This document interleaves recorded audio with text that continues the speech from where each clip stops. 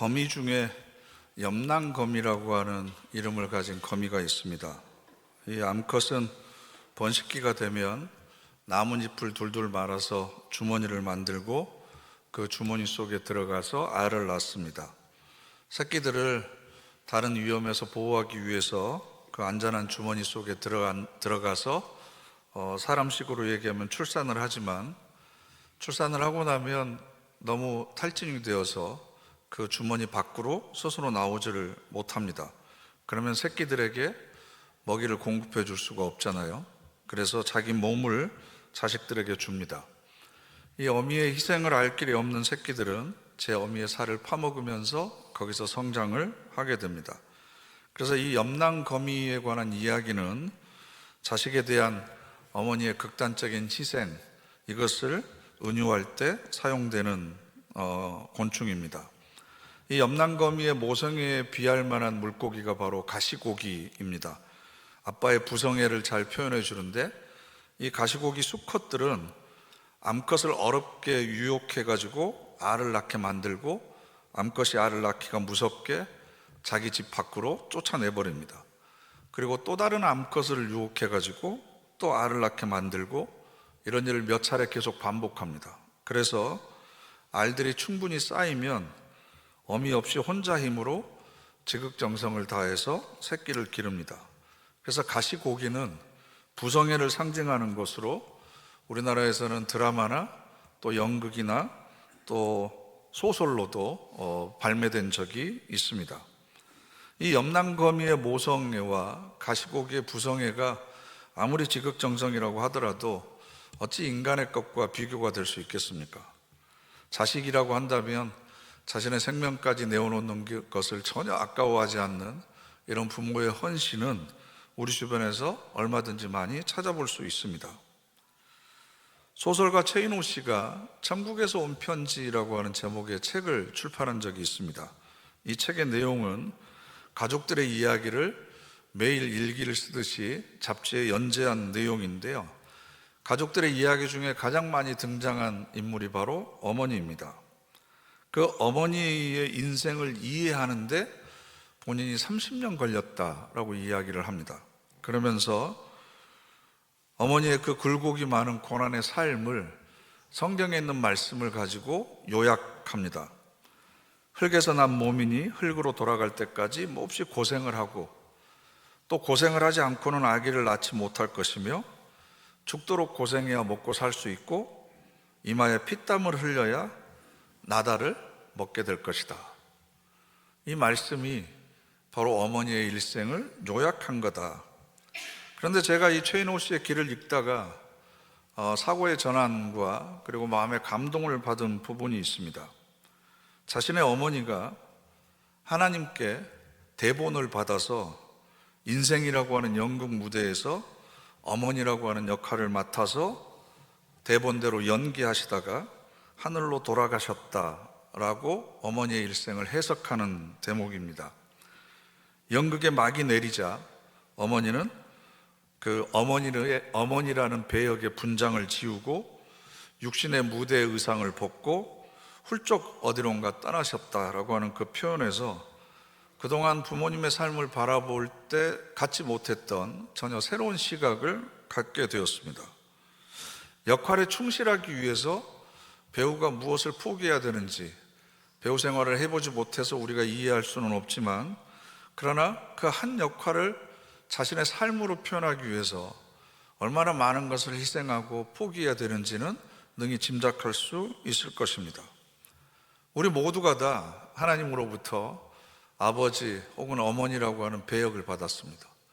또 자녀라고 하는 배역을 받았습니다.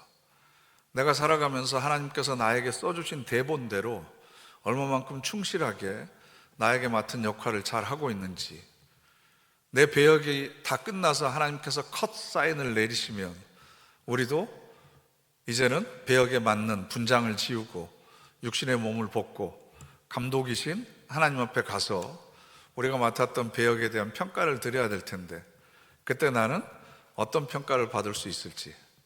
요즘 우리 흔히 영화에다가 별점으로 표시를 하잖아요. 나는 과연 별점 몇 개의 아버지 혹은 남편, 자녀의 역할을 감당했다고 평가를 받을지 다시 한번 고민해 보게 됩니다. 가정의 달을 준비하면서 설교를 준비하는 게 참 어렵습니다. 왜냐하면 그만큼 가정의 달을 축하할 수 없는 가정들이 또 많이 있기 때문에 그렇습니다. 그래서 오늘 우리가 읽은 본문 말씀을 가지고 가정에 대한 새로운 이해를 우리가 함께 해보려고 하는데요. 가족들이 찾아왔다라고 하는 제자들의 전가를 듣고 예수님께서 보이신 반응이 좀 굉장히 뜻밖입니다. 왜냐하면 오랜만에 어머니와 형제들을 보는데 보통 사람들 같으면 뛰쳐나가야죠. 그래서 반갑게 환영하고 맞이해야죠. 그런데 굉장히 냉담한 반응을 보이셨습니다. 담담합니다. 오히려 되묻습니다. 33절을 보면 누가 내 어머니이며 동생들이냐?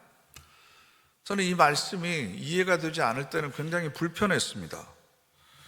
자식에 대해서 책임감을 가지고 그렇게 수고하고 헌신했던 어머니의 삶, 특히 마리아가 예수님을 결혼하기도 전에 임신해가지고 어떤 갈등 과정을 겪었는지 우리가 충분히 알고 있기 때문에 어떻게 어머니한테 이렇게 매정하게 대할 수 있을까?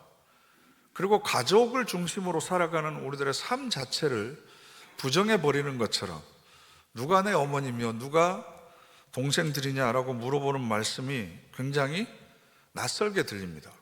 심지어는 마태복음 10장에 보면 더 냉정한 얘기를 하셨습니다. 함께 읽어보실까요? 아버지나 어머니를 나보다 더 사랑하는 자는 내게 합당하지 아니하고 아들이나 딸을 나보다 더 사랑하는 자도 내게 합당하지 아니하며. 아멘 하기가 참 어려운 말씀입니다. 가정을 파괴하라는 말씀은 분명 아닐 텐데 왜 이렇게 불편한 말씀을 하셨을까? 이 염랑검이나 가시고기처럼 가족이라는 좁은 틀과 또 가정이 우리에게 주는 안일함만을 지키기 위해서 살아가는 삶의 방식에 대한 문제 제기가 이 속에 담겨져 있는 것은 아닐까라는 생각을 하게 됩니다.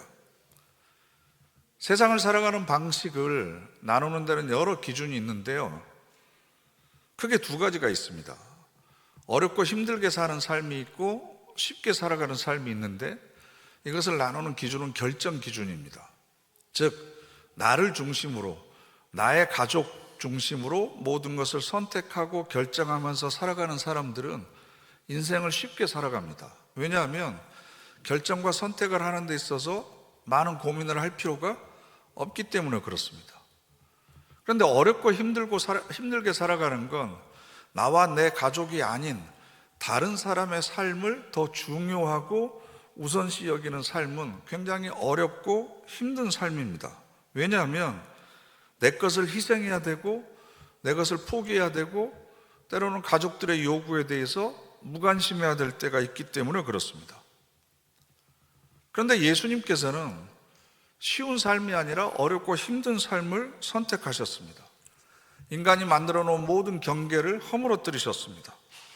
불황자들, 죄인들이라고 불리는 사람들과 밥상을 함께 나누셨고 함께 마셨습니다. 그래서 계급의 장벽을 허물어 버리셨습니다. 선한 사마리아 사람의 비유를 이야기하시면서 하나님의 뜻을 실현하는 사람들로 선한 사마리아 사람을 세우셨습니다. 선한 사마리아 사람은 논리적 모순이거든요. 이걸 옥시모론이라고 하는데요. 사마리아 사람은 착할 수가 없습니다. 사마리아 사람은 악한 이방인들입니다. 그런데 마치 찬란한 슬픔, 아름다운 이별처럼 선한 사마리아인, 이건 말이 안 되는 거거든요. 선하다는 것과 사마리아인은 조합될 수 없는 단어입니다. 이걸 통해서 예수님께서는 민족 간의 장벽을 허무셨습니다. 안식일이 사람을 위해서 있다. 사람이 안식일을 위해서 있는 것이 아니다. 그러면서 종교적인 울타리마저 허물어 버리셨습니다. 내 것과 내 가족이 중심을 두고 사는 사람은 쉬운 삶입니다. 그런데 내 것이 아닌 내 가족의 범위를 뛰어넘어서 모든 장벽을 허물고 다른 사람들을 우선시하는 삶을 살아가는 건 굉장히 어렵고 힘든 삶입니다. 이것에 대해서 예수님께서는 우리들에게 지금 문제 제기하고 있는 것은 아닐까, 이런 생각을 저는 강하게 해봅니다. 예수님께서 왜 오랜만에 찾아온 가족들에게 이렇게 냉담한 반응을 보이셨을까? 십계명의 5번째 계명이 내 부모를 공경하라, 이 말씀을 예수님께서 모르셨을 리는 없을 겁니다. 그러면 많은 사람들 앞에서 오랜만에 만난 어머니와 형제들을 어떻게 대해야 되는지 모범을 보이시는 게 당연한 게 아니었을까? 그런데 곰곰이 생각해 보니까 본인의 가족들을 뛰어넘어서 다른 사람들에 대한 배려가 이 속에 있는 것은 아닐까라는 생각을 했습니다. 즉, 예수님을 쫓아다니고 따라다녔던 제자들과 무리들 중에는 가족이 아예 없었거나 아니면 가족과 삶의 터전을 버리고 예수님을 따라다닌 사람들이 많았습니다. 자신의 가족과 재회를 하려던 순간에 이런 제자들과 무리들이 느끼게 될 소외감을 예수님께서는 먼저 생각하셨던 거죠. 사람들은 대부분 남의 기쁨과 행복 앞에서 자신을 초라하게 느낍니다. 예수님께서 가족들과 만나서 즐거워하는 모습을 보면서 찾아줄 가족이 없는 사람, 혹은 찾아갈 가족이 없는 사람이 느꼈을 소외감과 자신을 비관했을 그 절망감을 예수님께서는 고려하셨습니다. 자신만의 인간적인 행복감에 빠져들기 전에 나로 인해서 다른 사람이 느끼게 될 슬픔에 대해서 먼저 생각하는 것, 이것은 쉬운 길이 아니죠. 이건 우리에게 익숙한 것이 아닙니다.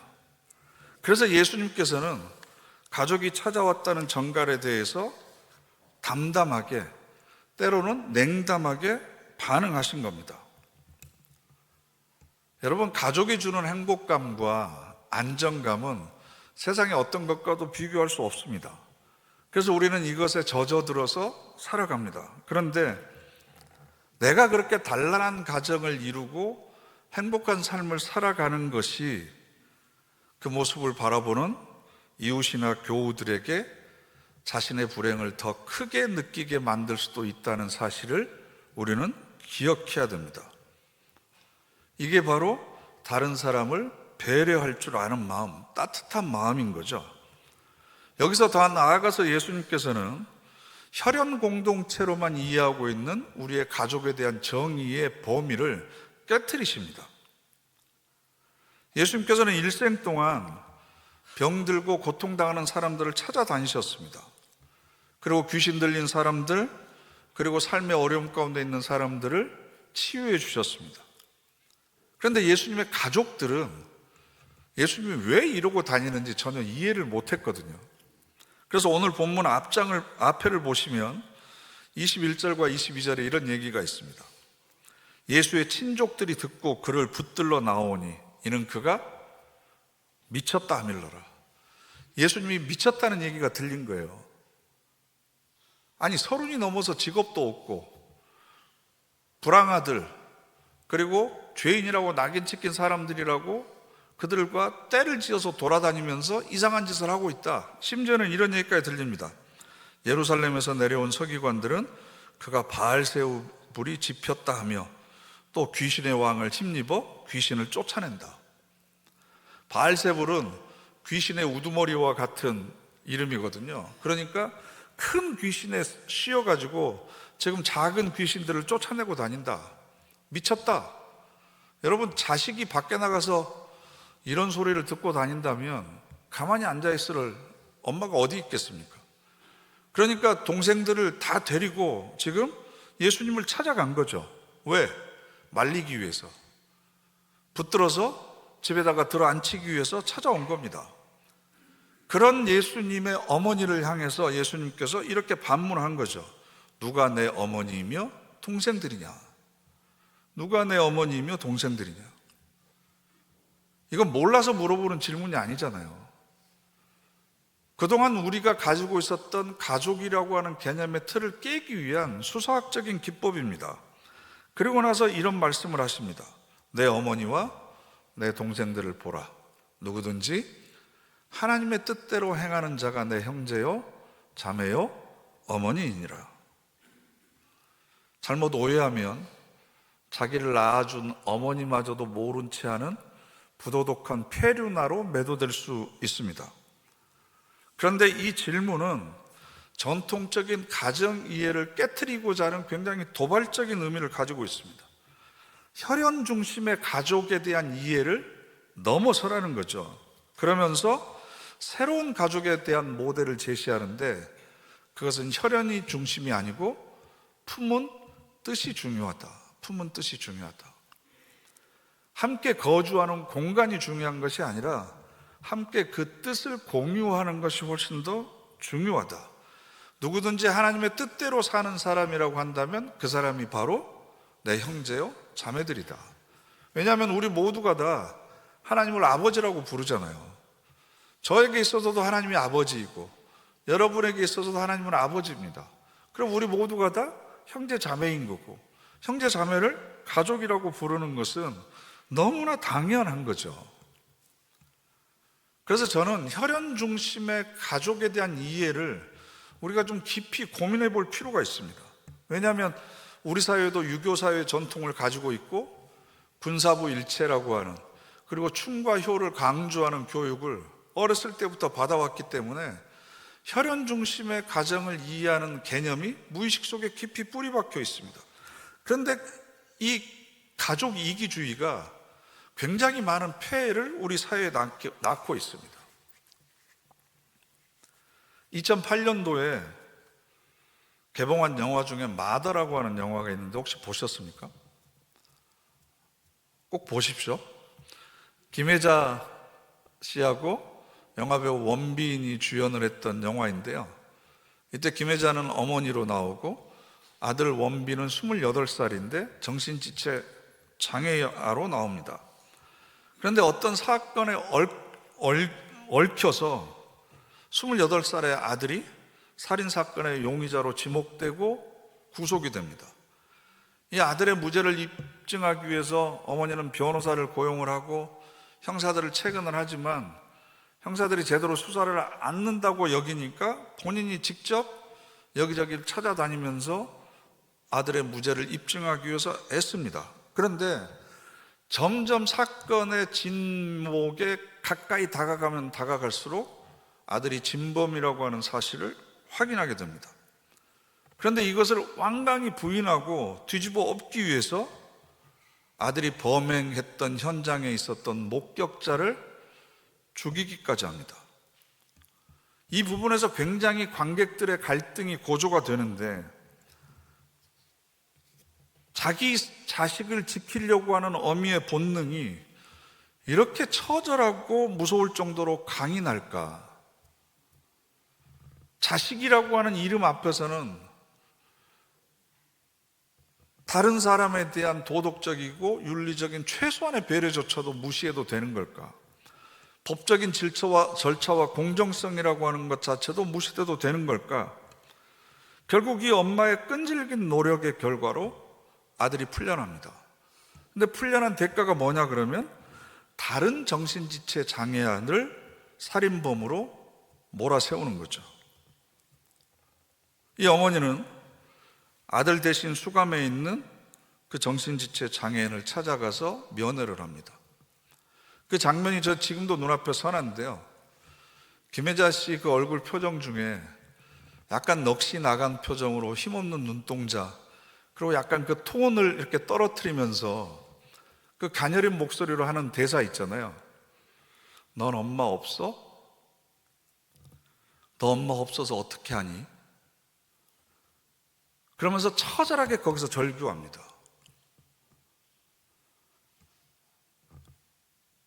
유모 무죄고 유모 무죄고 무모 유죄다. 네가 너 지금 그 안에 억울하게 옥살이를 하고 있는 건 네가 엄마가 없기 때문이다. 우리 아들은 살인범이지만 나 같은 엄마가 있기 때문에 지금 자유롭게 돌아다니고 있지 않느냐. 그런데도 그렇게 할 수밖에 없는 이 부조리와 모순을 너무나도 잘 알고 있기 때문에 억울하게 누명을 쓰고 갇혀있는 다른 정신지체 아들을 향해서 절규를 터뜨립니다. 이 배우의 연기가 너무나 섬뜩하기도 하고, 우리 사회가 그만큼 가족 외에는 내 삶을 지지해 줄 만한 사람이 없다는 씁쓸한 현실을 직시하게 만들어줍니다. 실제로 우리가 혈연 중심의 가족주의에 매여 있기 때문에 굉장히 많은 사회적인 폐해가 있습니다. 대표적인 것이 한국 사람들은 입양에 대해서 굉장히 부정적인 태도를 갖습니다. 다른 외국에 비해서 입양률이 무척 높습니다. 낮습니다. 그러다 보니까 고아 수출국이라고 하는 불명예를 안고 살아갑니다. 부모 없는 아이들을 입양하는 사람들이 없기 때문에 어쩔 수 없이 해외로 보낼 수밖에 없는 거죠. 이런 사회를 저신뢰 사회라고 이야기를 합니다. 가족끼리의 내부 신뢰도는 굉장히 높은데 이것을 벗어난 사회적 관계에 있어서는 신뢰도가 굉장히 낮습니다. 공적인 시스템에 관해서 우리는 신뢰하지 않습니다. 그래서 혈연이나 인맥을 통한 연주를 굉장히 우선시하는 경향이 있습니다. 이런 혈연 중심주의가 다른 민족에 대해서는 굉장히 배타주의적인 성격으로 나타납니다. 그래서 우리나라에도 외국인 이주 노동자들과 이주민들이 굉장히 많음에도 불구하고 우리는 우호적인 시선을 갖지 않습니다. 또 우리 남성들과 결혼한 이주 여성들에 대해서도 배타적인 시선을 가지고 있고, 거기에서 태어난 자녀들에 대해서도 우리는 상처를 주고 있습니다. 그래서 혈연 관계로 맺어진 가족만 정상이라고 생각을 하는 거예요. 혈연 가족으로 맺어지지 않는 가정은 비정상이라고 우리는 나눕니다. 비혼 가구나 입양 가족이 있거나 한부모 가족이 있거나 아니면 혈연이나 혼인 관계가 아닌 정서적이고 아니면 뜻을 지향해서 모인 공동체, 이런 공동체는 결핍된 존재, 비정상적인 공동체로 우리가 생각합니다. 또 이런 혈연 중심은 가족의 명예나 기대를 항상 앞세우기 때문에 자녀들의 진로를 가족 회의를 통해서 결정합니다. 아버지의 뜻에 따라서 자녀들의 진로가 결정되는 경우가 너무나 많이 있습니다. 개인의 주체적인 결단이 무시되고 개인이 행복을 추구할 권리가 혈연 중심주의에서는 당연시 무시됩니다. 그래서 이 혈연주의는 기부 문화의 정착을 방해하는 요인으로도 꼽힙니다. 얼굴도 모르고 피도 안 섞일 사람을 위해서 내가 주느니 차라리 가족을 위해서 내가 쓰겠다라고 하는 생각이 훨씬 더 우리에게는 강하게 남아있기 때문에 그렇습니다. 원래 인류가 진화론적으로 보면 이렇게 많은 종들 가운데서도 지금까지 생존할 수 있었던 것은 상생의 원리고 공존의 원리입니다. 다른 생명체를 내가 먼저 살림으로 인해서 나도 함께 살아가는 겁니다. 나눔과 배려가 인류라고 하는 종을 지구에서 살아남게 만드는 생명의 법칙이었습니다. 그런데 이것이 혈연 중심주의라고 하는 이데올로기에 우리도 너무 깊이 빠져 있어서 가족 이기주의적인 폐해 속에 우리가 살아가고 있습니다. 그런데 여러분, 예수님께서 말씀하신 것처럼 같은 뜻을 품는 사람이 진정한 가족입니다. 혈연으로 맺어진 가정은 언제든지 분란이나 불화를 일으킬 수 있습니다. 가족 간의 분란이나 갈등 때문에 가족과 연을 끊고 살아가는 사람들이 얼마나 많이 있습니까? 오랜만에 저희들 또 형제들이 만나지만 같은 뜻을 품고 있지 않으면, 같은 삶의 방향을 공유하고 있지 않으면 할 얘기가 없는 거예요. 그럼 무슨 얘기예요? 드라마 얘기하고 자식들 얘기하고 옛날 공유했던 추억만 얘기하다가 끝나는 겁니다. 더군다나 경제적인 이해관계가 얽혀있지 않으면 형제라고 하더라도 볼 일이 별로 없는 거죠. 이런 우리에게 예수님께서는 같은 피를 나누고 있다고 하더라도 같은 뜻, 같은 지향점을 가지고 있지 않으면 그것은 모래 위에 세워진 가정과 같다라고 하는 이야기를 강조하고 있습니다. 에베소서 2장 19절 말씀을 보면요, 함께 읽어보시죠. 그러므로 이제부터 여러분은 외국 사람이나 성도와 같은 시민이요 하나님의 가족입니다. 하나님의 가족입니다. 옆에 있는 분들 보시고 이렇게 얘기하십시오. 우리는 하나님의 가족입니다. 우리가 서로 가족입니다. 네. 어색하시겠지만 혈연으로 맺어진 가족은 타인에 대해서 배타적입니다. 그리고 폐쇄적인 울타리를 칩니다. 그러면 그 울타리 안에 있는 사람들은 보호감과 안정감을 느낄지 모르겠지만 그 울타리 밖에 있는 사람들은 소외감과 외로움을 느낄 수밖에 없습니다. 가족의 범위를 넓혀야 됩니다.